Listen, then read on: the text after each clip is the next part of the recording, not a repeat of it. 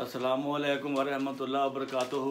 जी वालेकुम अस्सलाम वरहमतुल्लाहि वबरकातुहू। नादरीन, आज हमारे दरमियान हमारे चैनल में मोहतरम व मुकर्रम शेख मोहम्मद यूनुस साहब रिटायर मरबी सिलसिला मौजूद हैं, जिन्होंने लाइबेरिया में सेरालून में खदमात सर अंजाम दी हुई हैं।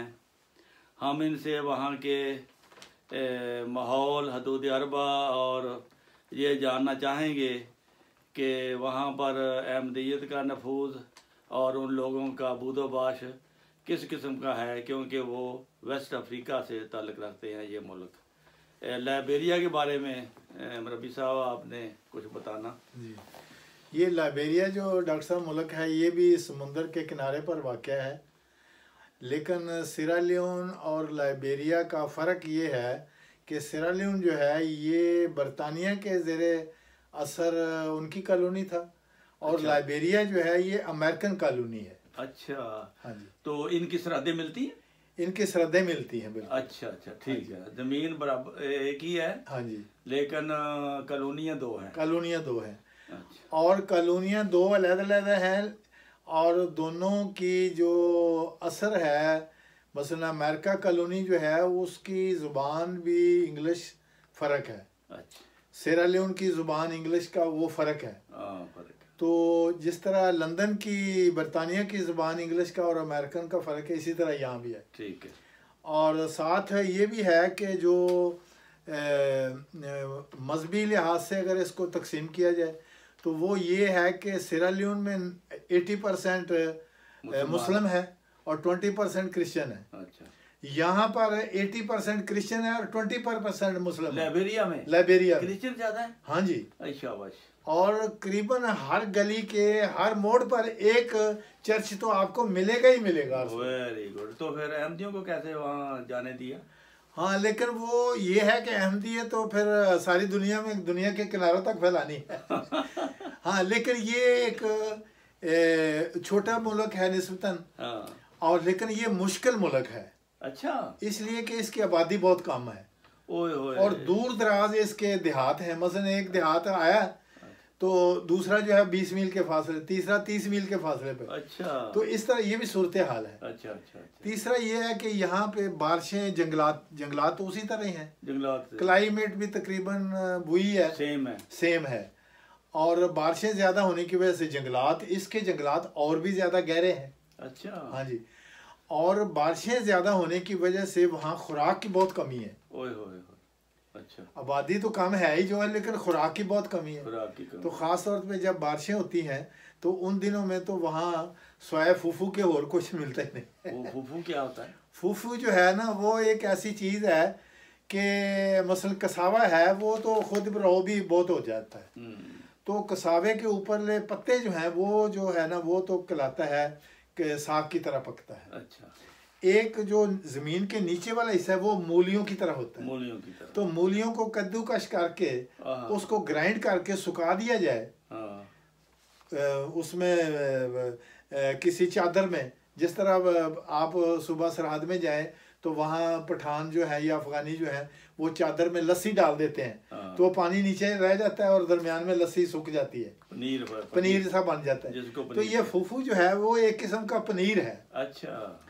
और वो 7 दिन 8 दिन वो बोरी में बंद रहने की वजह से एक तो उसमें सख्त बू पैदा हो जाती है, और वो दूसरा ये है कि उसमें वो फिर वो कीड़े भी ज़ाहिर है पैदा हो जाते हैं। अच्छा। तो वो लोग, उनका ये तस्वर है कि जितना इसमें बू ज़्यादा उतना ही उनके लिए वो ज़्यादा मज़ेदार है। उतना वो कीड़े वगैरह खा जाते हैं, सब कुछ खा जाते हैं। अच्छा। बल्कि जहाँ तक खाने का तल्लक है, वो जैसे मैंने सिरालियोन की सब्जियों के बारे में बताया ना कि वहाँ पर बैंगन है, ओकरा है, कसावा, पोटैटो, ये सारा यहाँ भी है। लेकिन एक ज़ायद बात जो यहाँ पे है, ये इस कौम का मतलब अजीब एक बात है, बतानी पड़ती है कि ये सांप भी खाते हैं। अच्छा। हाँ। और सांप को रॉ शक्ल में, मसलन सांप कोई पकड़ा है जाके तो उसको 3 4 5 टुकड़े करके तो वो फ्राई करके खा जाते हैं। ठीक है। तो चाइना वाले तो सांप छोड़ते ही नहीं। हाँ।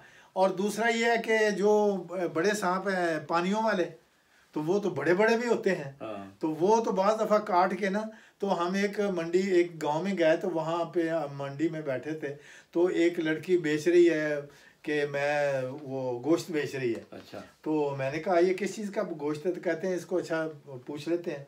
तो हम इस तरह बेंच पर बैठे थे, तो उसको तांबिया सा वो सर पर उठाया, तो नीचे रखा परात सी, तो वो देखा तो सांप के 7-8 टुकड़े करके वो एक एक टुकड़ा 20-20 पाउंड वो डॉलर पे बेच रही है, वहाँ लाइबेरिया डॉलर। अच्छा। वो बेच रही है। अच्छा। हाँ, ये भी सूरत हाल है वहाँ।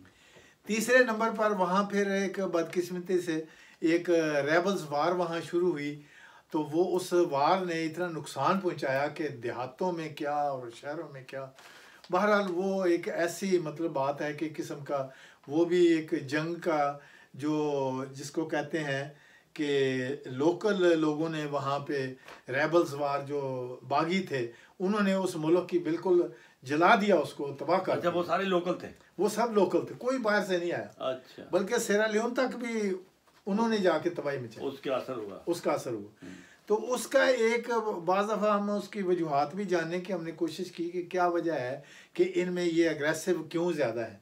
तो उसकी एक वजह यह है कि वहाँ पे लोकल जो पाम ट्रीज़ है, उसमें से जो कच्ची वो शराब वाइन निकलती है। अच्छा। ये वाइन वहाँ बहुत ज़्यादा पिया जाता है।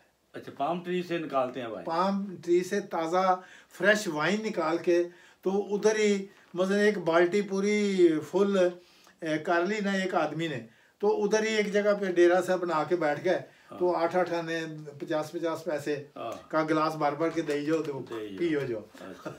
तो उसका ये नुकसान है कि उनको फिर होश ही नहीं कि हम क्या कह रहे हैं और क्या नशे ही हैं बहुत ज़्यादा। इसलिए वो गरीब है ना। वो गरीब तो खैर वो तो है ही है, तो ऐसी बात है। तो बहरहाल ये भी एक तो वहाँ सड़कें वगैरह का क्या पोजीशन? हाँ, सड़कें तो तकरीबन ठीक है। सड़कें जो है वो ठीक है, लेकिन इतनी भी ठीक नहीं। अगर देहातों में जाएं तो फिर तो वो बुरा ही हाल है। ज़रिया मुआश क्या बनाया? ज़रिया मुआश जो है ये वहाँ पे भी कुछ डायमंड थोड़ा बहुत है। अच्छा, वहाँ भी निकलता है। अच्छा। और फिर ये है कि आम भी है वहाँ। अच्छा। केला भी है, माल्टा भी है, इसी तरह जिस तरह सेरा लियोन में ये चीज़ें पाई जाती हैं, तो यहाँ भी है। तो ये इनकी ज़्यादातर लोकल मार्केटें वहाँ लगती हैं, तो उसमें कुछ आके बेचते हैं। फिर कसावे की जो मूलियों का मैंने बताया है, पत्तों का बताया है, पोटैटो भी, ये फिर और खुशक फिश जो है इसकी भी वहाँ मंडियाँ लगती हैं। वहाँ भी मूंगफली होती है? मूंगफली भी वहाँ होती है। अच्छा। तो वो भी वहाँ फिर जो छोटी छोटी मंडियाँ लगती हैं। मकई भी होती होगी? मकई भी है वहाँ, लेकिन मकई इतनी ज़्यादा नहीं है, उससे ज़्यादा मूंगफली है। हाँ, लेकिन मूंगफली का ये है कि वहाँ वैसे तो वहाँ कॉफ़ी भी है, ककाओ भी है, मूंगफली भी है, लेकिन वहाँ मूंगफली 2-3 शक्लों में मतलब खाई जाती है। एक तो ये है कि मूंगफली फ्राई करके तो उसको पेस्ट बना के, तो वो फिर उसको ग्राइंडेड सूप आप कह सकते हैं। ठीक है। इस शक्ल में। दूसरा ये है कि मूंगफली को काट के तो उसके दाने अलग करके उसको बॉयल करके भी खा सकते हैं। कच्ची बॉयल करके उसको खाते हैं, सुखाते नहीं है उसको। ठीक है। एक ये है कि फिर आप सुखा के जिस तरह पाकिस्तान में खाई जाती है, तो वो फिर इस तरह भी खाई जाती है।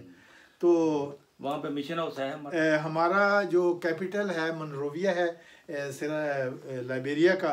तो यहाँ पे हमारा हेडक्वार्टर यहाँ पे है। अच्छा। तो स्कूल भी हमारा यहाँ पे है, हॉस्पिटल भी हमारा यहाँ पर है। अच्छा। और मनरोविया की लिंच स्ट्रीट जो है, यहाँ पर हमारा अहमदिया मिशन है। अच्छा। जहाँ पर मस्जिद भी हमारी बहुत खूबसूरत बनी हुई है। अच्छा। जहाँ पे हमारे अमीर साहब जो हैं वो आदल नवीद साहब जो हैं। अच्छा। वो हमारे वहाँ पे अमीर हैं। वो मेरे ख्याल सेरा लियोन के जलसे में आए थे। वो सेरा लियोन को आपने देखा होगा उनको। देखा मैंने उनको। तो इसी तरह वहाँ पे हमारे एक स्कूल के प्रिंसिपल हैं, उनका नाम मंसूर अहमद साहब है। अच्छा। वो वहाँ के आप समझें कि एक बुनियादी आदमी है। अच्छा। वो वहाँ के प्रिंसिपल भी रहे और हैं भी अब भी। अच्छा। तो लेकिन वो हमारे साथ देहातों में जाके फारग टाइम में जब उनको छुट्टियां होती हैं स्कूल से, तो तबलीग भी करते हैं। तो खुशक मछली जिस तरह वहाँ खाई जाती है, इस तरह सेरा लियोन में खाई जाती है, इसी तरह लाइबेरिया में भी है। ज़ुबान उनकी अलग है। लाइबेरिया की ज़ुबान मैंने बताया ना कि देहातों में वो वहाँ की ज़ुबान जो है वो लोकल ज़बानें तो और हैं वहाँ, लेकिन अंग्रेज़ी उनकी जो है वो अमेरिकन अंग्रेज़ी है। अमेरिकन, हाँ जी, वो ज़्यादातर ऑफिशियल ज़बान अंग्रेज़ी है वहाँ की। तो इमिग्रेशन का स्पेशली बताना ज़रूरी है कि वो इमिग्रेशन उनकी बहुत मुश्किल है। अच्छा। और बहुत वो प्रॉब्लम भी पैदा करती है। अच्छा। मसलन आप घर से निकले हैं, आप खुदा न खास्ता आपकी जेब में पासपोर्ट नहीं है, तो वो आपको रास्ते में किसी जगह भी आप खड़े हैं तो आपको वो पुलिस वाला आके वो अक्सर पुलिस वहाँ सादा लिबास में होती है। अच्छा। तो वो आके पूछेगी I am from immigration, passport दिखाएं। तो अगर पासपोर्ट आपके पास नहीं है तो आपको वो पकड़ के ले जाएंगे, पासपोर्ट ऑफिस ले जाएंगे और वहाँ अंदर बंद कर देंगे। अच्छा। हाँ जी। तो वो लेकिन वो दूसरा काम भी वहाँ बहुत चलता है। अच्छा। जो पाकिस्तान वाला है, मनी अगर आप मनी दे दें तो फिर ठीक है, फिर वो boss man I am very hungry, तो आप मुझे कुछ वो खाना वाना लंच हो जाए तो फिर वो आपको छोड़ देते। तो बहरहाल ये भी एक है जो वहाँ चलता है। तो ख़ास तौर पर तबलीग के बारे में ये आपको बताना मुनासिब होगा कि मैं और मंसूर साहब और साथ हमारे 2-3 मौलमीन भी वहाँ बहुत मुखलस हमारे काम करते, मौलमीन भी आए थे। हाँ जी। तो वो मौलमीन जो हैं हमारे, तो वो बहुत मुखलस थे और बहुत ही अच्छे बिहेव करने वाले थे। तो वहाँ पे ख़ास तौर पर जो मौलम मेरे साथ जाते रहे, मासाकोए उनका नाम था, मासाकोए। तो वो फिर उनको वो कहते थे कि आपने जिस मौजू पर तकरीर करनी है वो आप मुझे थोड़ा सा पहले बताया करें। तो मैं उनको फिर गाइडेंस देता था कि आज इस टॉपिक पे हमने तबलीग की बात करनी है। तो उसमें मसलन अब हम जब बात करते थे तो उसमें एक, चूँकि हमारी अंग्रेज़ी थोड़ी सी वो देर से समझते हैं, तो हम लाजमन अपनी तकरीर में कोई ऐसी बात लाते थे जिससे बीच में नारे ज़रूर आए। मसलन अगर हमने इस्लाम की खूबियों पर बात की, इस्लाम कैसे फतह हुआ, तो उसमें जंग खंदक का जिक्र कर दिया। तो जंग खंदक के दौरान में सहाबा जब भूखे थे, जब रसूलुल्लाह सल्लल्लाहु अलैहि वसल्लम को उन्होंने बताया कि यहाँ खंदक है और वहाँ हम वो खंदक खोद नहीं सकते, पत्थर हैं, तो हजूर ने फरमाया लाओ मुझे वो कुदाल दो, मैं मारता हूँ। तो हजूर ने मारा तो वो हजूर ने बताया कि रोशनी मुझे नज़र आई, तो मुझे ईरान की फतूहात दिखाई गई, फिर इसी तरह रोम की फतूहात दिखाई गई। तो वो जब मैं फतूहात का जिक्र करता वो कहते थे नारा तकबीर। तो सारे सामीन जो है वो उनको फिर हमने सिखाया कि नारा तकबीर जब हो तो आपने कहना है जिंदाबाद, फिर कहते हैं अहमदियत अल्लाह अकबर, फिर नारा तकबीर अल्लाह अकबर, इस्लाम जिंदाबाद, अहमदियत इस्लाम जिंदाबाद। तो वो फिर रात को वो जलसे होते हैं रात को अक्सर। अच्छा। दिन के टाइम नहीं। अच्छा। दिन को वो लोग किसान के खेतों में जाकर अपनी रोजी रोटी का वो करते हैं। तो उनके बड़ा अच्छा सिस्टम है तबलीग का। वहाँ हर गाँव में वहाँ स्पीच हॉल बना हुआ है। तो वो टाउन चीफ को हम कहते हैं कि भाई आज हम अहमदिया मिशन आया है तो यहाँ तकरीर होगी, हम सवाल जवाब आप करें, हम अपना ख्यालात बयान करेंगे। तो वो फिर जब हम इस्लाम की, अहमदिया इस्लाम की बातें, अकायद फ़र्क दूसरों से ये बताते हैं, तो फिर वो नारा तकबीर और जिंदाबाद, तो वो हर जगह पे ऐसा होता रहा माशाअल्लाह। तो रात को वहाँ एक खूबसूरत नज़ारा ये भी है कि बिजली तो वहाँ है नहीं, तो वहाँ क्या है फिर वो मिट्टी के तेल के दिए। अच्छा। तो वो मतलब आप दायरे की शक्ल में आपने वहाँ बैठना है। अच्छा। चौकियाँ लेके वो बैठे हैं जनाब, और जितने वो दिए हैं मिट्टी के वो सारे उस गोल दायरे के इर्द गिर्द वो रखे हुए हैं। अच्छा। हाँ जी। तो वो दिए और वो लोग बैठे हैं, फिर वहाँ पे सवाल जवाब हो रहे हैं। तो जब वहाँ तकरीर में वो नारा तकबीर जिंदा अल्लाह अकबर इस्लाम जिंदाबाद, तो वो हर गांव में जब हुआ और करीब करीब वो रहते हैं, आते हैं जाते हैं, तो फिर लोगों को मशहूर वो नारा तकबीर वाले भाई आ गए थे, वो इस अहमदिया जिंदाबाद वाले आ गए। तो वो फिर हमें ज्यादा उनको कहना नहीं पड़ता था। अच्छा, वहाँ पे तसब नहीं है? नहीं, तसब बिल्कुल नहीं है। बात सुनते हैं? नहीं, बात तो वो सुनते हैं, तसब बिल्कुल नहीं, कोई लड़ाई नहीं, कोई झगड़ा नहीं, बड़ा इज्जत करते हैं, एहतराम करते हैं। सिर्फ एक बात है कि वहाँ गुर्बत की वजह से वो हमारी कोई खिदमत बेचारे खाने की या वो ऐसे वो बिल्कुल कतई नहीं कर सकते, और वहाँ कुछ मिलता भी नहीं था। हमने भी वहाँ कोई कई जगह पे मूंगफली खा के गुजारा किया, कई जगह पे केला खा के गुजारा किया। यहाँ रात को फिर एक दफ़ा तो ऐसा हुआ कि तकरीर के दौरान में कोई खाना नहीं मिल सका, तो हमारा मिशनरी तर्जमा करते करते बेचारा फिर कमज़ोरी से गिर भी गया था। अच्छा, ऐसे वाक़यात भी ये लाइबेरिया में हमें जाके ख़ास तौर पर। नाज़रीन, अफसोस के साथ कि वक़्त ख़त्म हो गया है, और ये दिलचस्प मौजू जो है तबलीग का अभी ख़त्म नहीं हुआ। तो इंशाअल्लाह दूसरी किस्त में आपको तबलीग के बारे में कि किस तरह वहाँ तबलीग होती है वो सुनाया जाएगा। अस्सलामु अलैकुम व रहमतुल्लाहि व बरकातुहू।